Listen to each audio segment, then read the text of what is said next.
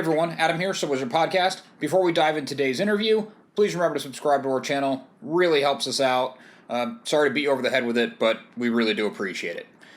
On to better things. Today, I got the opportunity to sit down with Adele Pomerenke. Adele is a multi-talented performer, dancer, actress, and she has a new movie coming out December 22nd, VOD, The Penitent Thief. It's a period-set movie in the Roman days. It follows the other two guys who were crucified at the same time as Jesus Christ. It's more of a historical telling. It's not a religious movie. I'm really interested in this because I love that whole ancient Roman time period, and it's kind of this adjacent, unknown, or lesser-known story to one that everybody, religious or not, has heard. Adele was a lot of fun to talk to. She's been performing for a long time in different mediums of show business, and making her move into acting, I think, is really going to work out for her. Towards the end of the project, we talk about one of her dream roles that it's a really, really cool idea, so get excited for that. Anyway, Adele's movie comes out December 22nd, The Penitent Thief. It also stars Kevin Sorbo and James Russo, so you get some more familiar faces in there. Enjoy the interview. Hey everybody, Adam here, So Wizard Podcast. I'm sitting down with Adele Pomerenke. Adele, how you doing? I'm great. How are you? I'm doing good. Thanks for taking the time. This should be fun. Yeah, of course.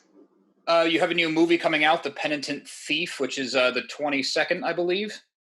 Yes, the 22nd. It comes out for streaming. Okay, on VOD. Before we get into that, though, I always like to go way back to the beginning and ask how you got into it. And from my understanding, you've been performing pretty much forever. Yes. How I got into the film itself or how I got into the acting itself? Well, I like to start with acting, creative arts, the whole journey, just to kind of, Sure. set the stage. Yes. So my grandmother actually was a dancer in New York back in the 50s.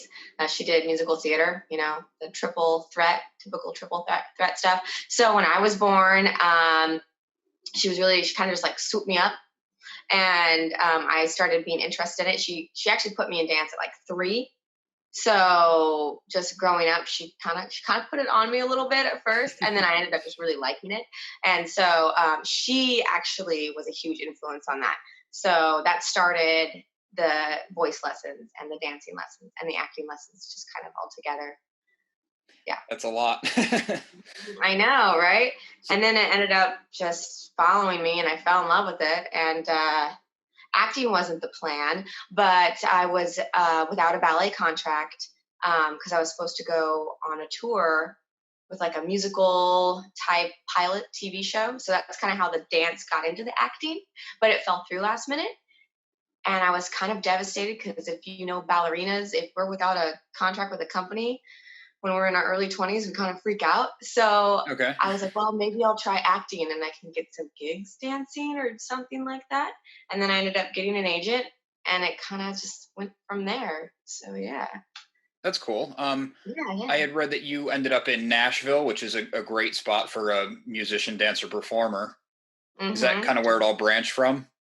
I mean, getting into acting branched from.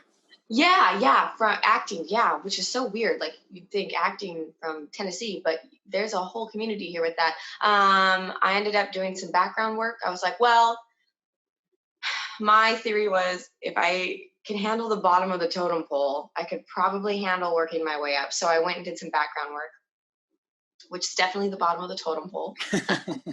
And I got on the show like Nashville and Still the King, and got a little featured bit there in Still the King a couple times, just from, the guys getting to see me often and get to know me.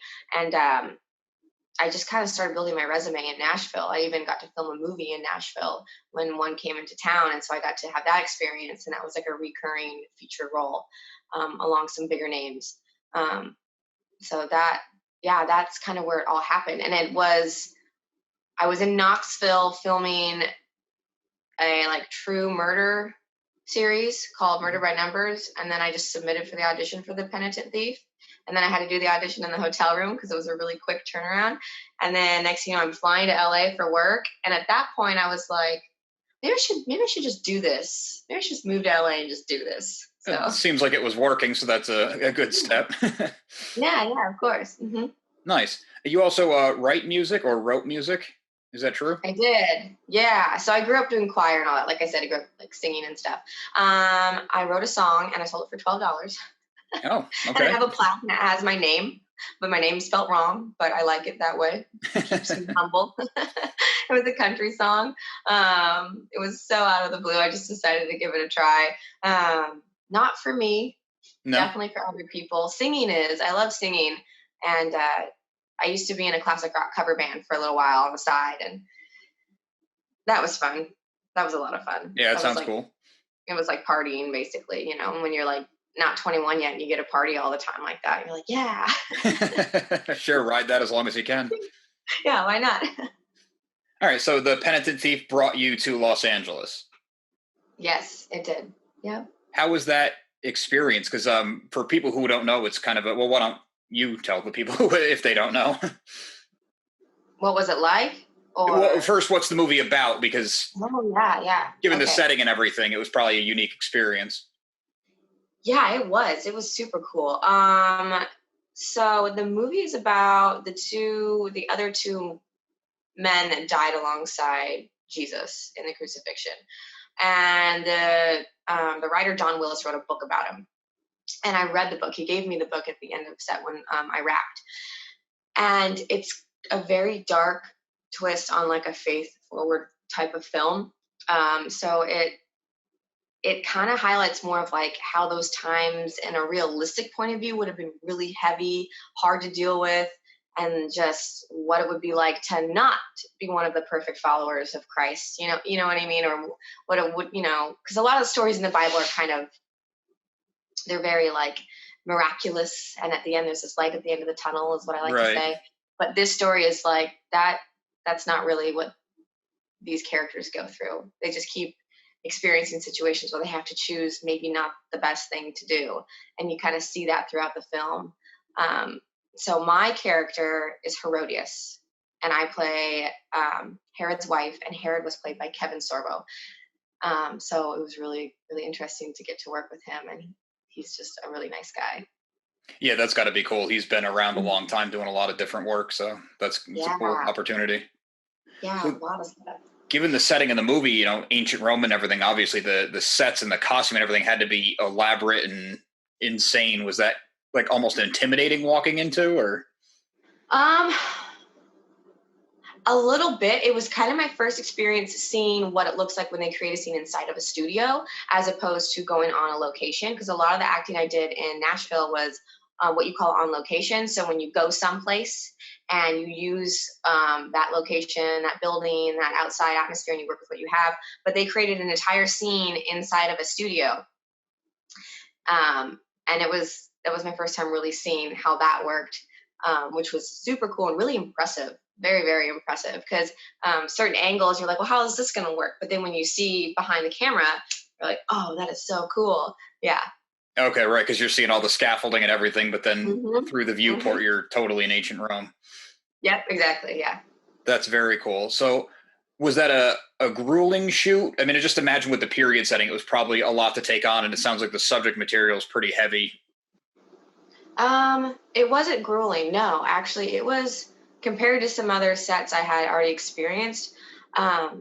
It was really comfortable. It was really laid back. It was serious and taken very seriously, but it was also done to a point where it wasn't overly stressful. So it was pretty smooth sailing, actually. Yeah.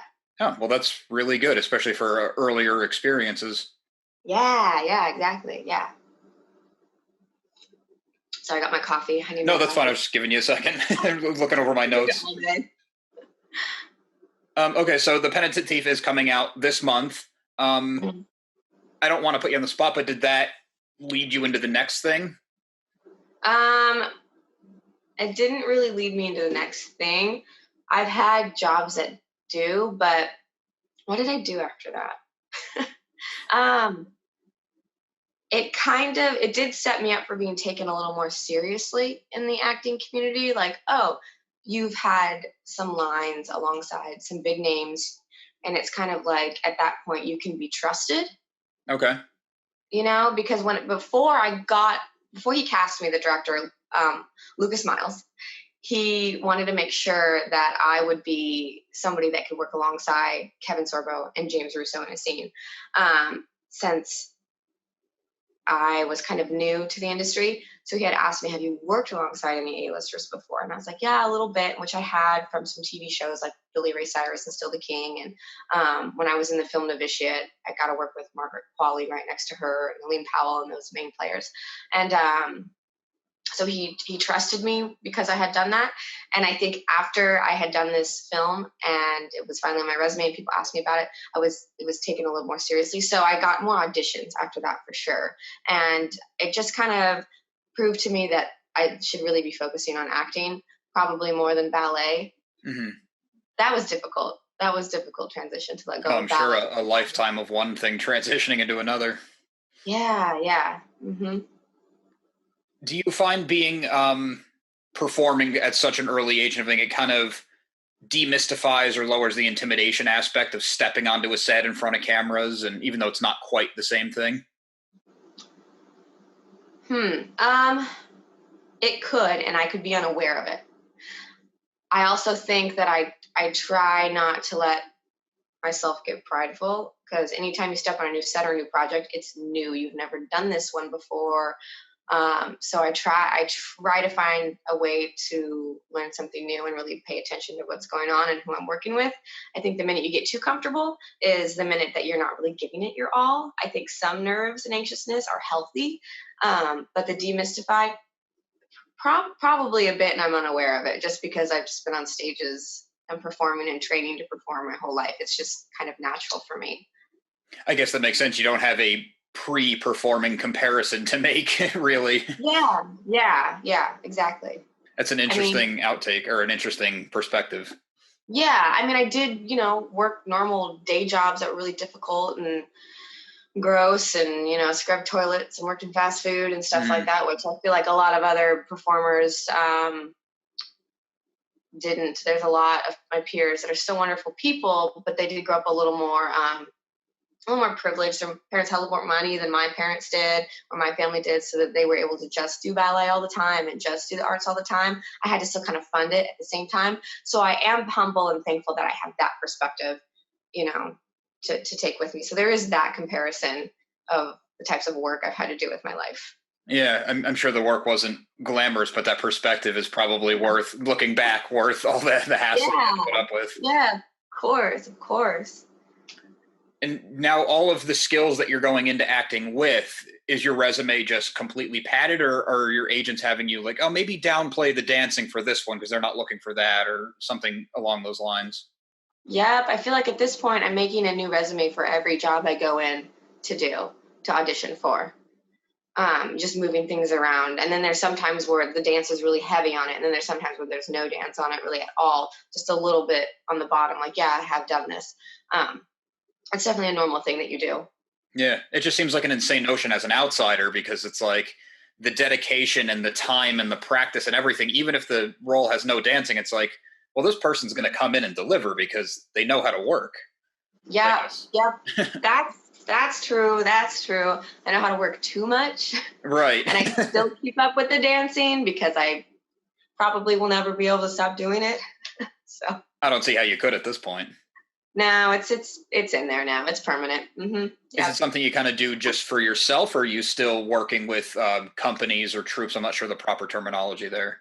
Those are both correct. I think both. I still do it for myself, and also because my grandmother was such a role model for me, and she always told me, she was like, don't ever quit dancing. Mm-hmm. Because then this happens to you. And she just kind of gestured at herself. And I was like, and she had gained some weight, and then her hip didn't work right anymore.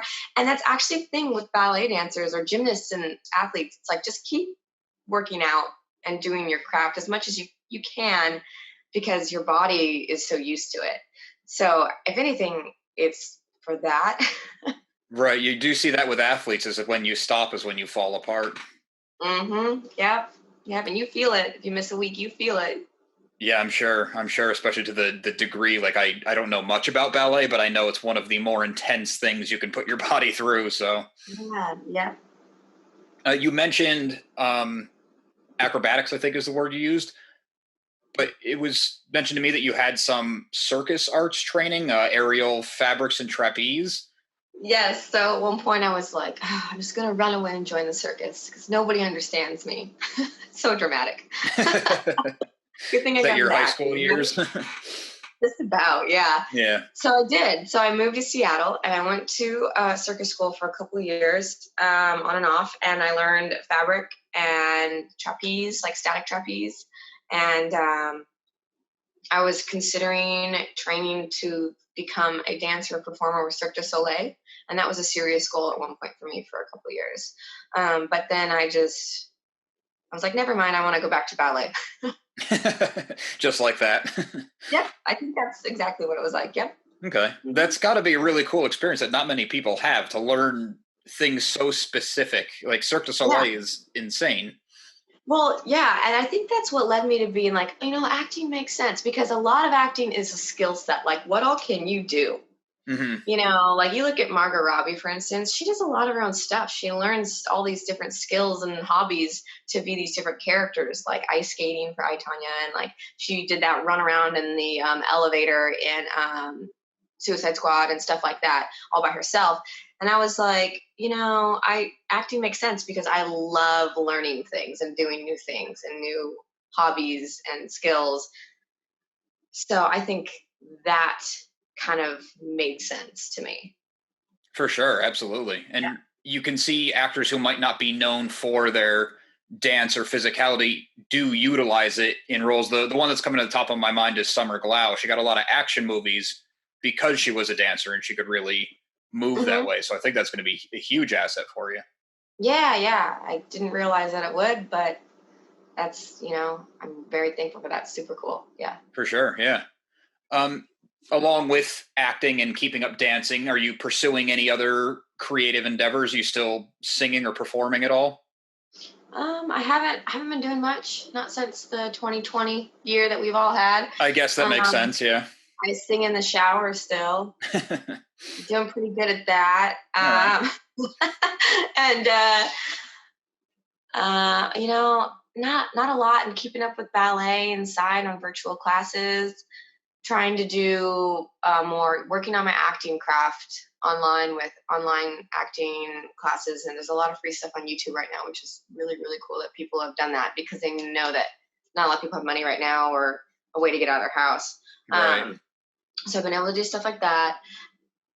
And that's basically it, really. Just trying to work on my craft, looking for work to submit to. I'm finally starting to get auditions again. So things are picking up. That's good. Yeah.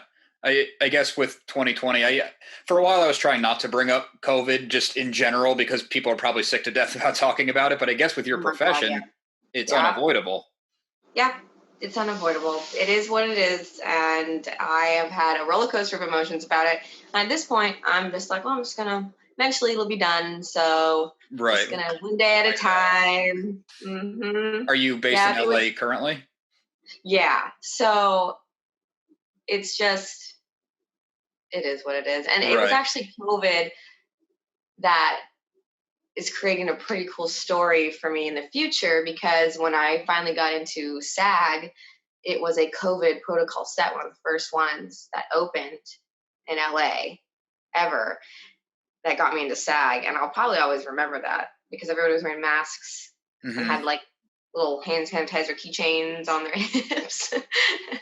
But everybody was just happy to be on set. So I think we were just trying to look Just past grateful to it be and back. Yeah. just grateful to be back. Yeah. That was in like June, I think, Okay. July. And Yeah. you've since wrapped that project? Oh, yeah. Yeah. Oh, that's good. That's good because I know a lot of projects started up again and then got shut That's down or put on hold. That's what that was, but luckily it was a short. It was like a short film slash pilot. It was just Okay. like so it was only a few days of shooting anyway. So by the time we wrapped, um, it we weren't having to deal with everything shutting back down. Right. Yeah, it was a cool little window that perfectly opened up for it. That's good. Yeah, it's a relief for a lot of people to be able to get back to doing what they want to be doing, especially in the creative arts where you can't Yeah. just sit on a computer by yourself. Hmm. So we've been doing a Yeah. lot of like Zoom auditions and things like that. Yeah, everything's virtual, but actually it kind of makes sense because LA traffic's horrible. Why haven't we been doing this in the first place? Right, yeah, it's like, don't go back. Just keep doing Zoom auditions. I think they will. I think they're going to try to for the most part. That's good. That's good. Well, hopefully all that helps you keep your sanity during all this. Heck yeah, it is. Yeah, I've got a couple auditions coming up, so it's just been nice to have something to do and to read some scripts again. Oh, yeah, I'm sure. Mm-hmm. Again, don't mean to put you in a spot, but do you have a dream role or dream project you're really shooting for? Yes, I do actually. Okay. So usually I don't obsess over roles that I would like to do because you just don't know what you're going to land and what you're not going to land. And often I'll do an audition, and after I video the audition, when I have my reader with me, I have this ritual where I take the script and we like throw it in the air to like release it because who knows? Mm-hmm. Things I got cast on, who knows? But I am kind of obsessive over one, and if I at least don't get an audition, I think I'm going to be kind of upset. So Len Wiseman is directing Ballerina. I don't know if you heard about that. It came out in a press release. It's going to be like a branch off to the John Wick series. And it's a ballerina that goes assassin. And if I just don't understand why I couldn't, I just feel so strongly like I could do that character so much justice. For I sure. just, like, the ballet community would respect that they cast a dancer that's still practicing, and then the acting community would respect that as well, that I also have the stunt and skills ability to do the firearms and whatever else they're probably going to want you to do. Yeah. Yeah. So I've already tried to bother them about it. They don't want to be bothered. Okay. So, but I told my manager, so I don't know. We'll see. It's a dream. It really is. It would be so cool. It's a fit, though. I don't see why not. That's why I think I want it so bad, just because it's such a good fit. Yeah, it just makes sense. It just makes sense. Yeah. That's great. Well, I'm hoping for the best for you on that. We'll see. I don't know. We'll see. Like it's a For shot sure. in the dark. Hey, doesn't hurt to try. Right. Mm-hmm. All right. Well, you want to tell everybody where they can find you or anything you're promoting online? Yes, you can find me at AdelePomerenke.com. I have my own website, and all my social media links are there. Or I'm on Instagram a lot at Adele Marie Pomerenke. I'm also on TikTok, but I have posted nothing. I'm very confused by TikTok. Please, somebody can help me. I don't know what I'm doing. All right. Yeah. And of course, The Penitent Thief comes out the 22nd VOD. Yeah. The Penitent Thief comes out December 22nd VOD, and I play Herodias. Awesome. Thank you again for taking the time. That was a lot of fun. Yeah. I wish you all the best in the future. Yeah, and I like our matching shirts. So yes, that was also fun. It was cool. Yeah. Cool. Very cool. Thanks again. Yeah. Thank you, Adam. Have a good one. You too. I'd like to once again thank Adele for taking the time out of her busy schedule to come and talk to us. And I'd also like to thank you guys for watching the interview and for being loyal followers and listeners. We really do appreciate it. Once again, please remember to subscribe to our channel. Last time I'll mention it in this video. Also, make sure you listen to So Wizard Podcast every single week wherever you get your podcasts. So Wizard Podcast can also be found on Patreon, where for as little as $1 a month you get multiple monthly bonus shows. SoWizardPodcast.com is your resource for reviews, recommendations, videos, merchandise, and more. We love hearing feedback, so drop us a note in the comments, leave us something on social media. Thanks.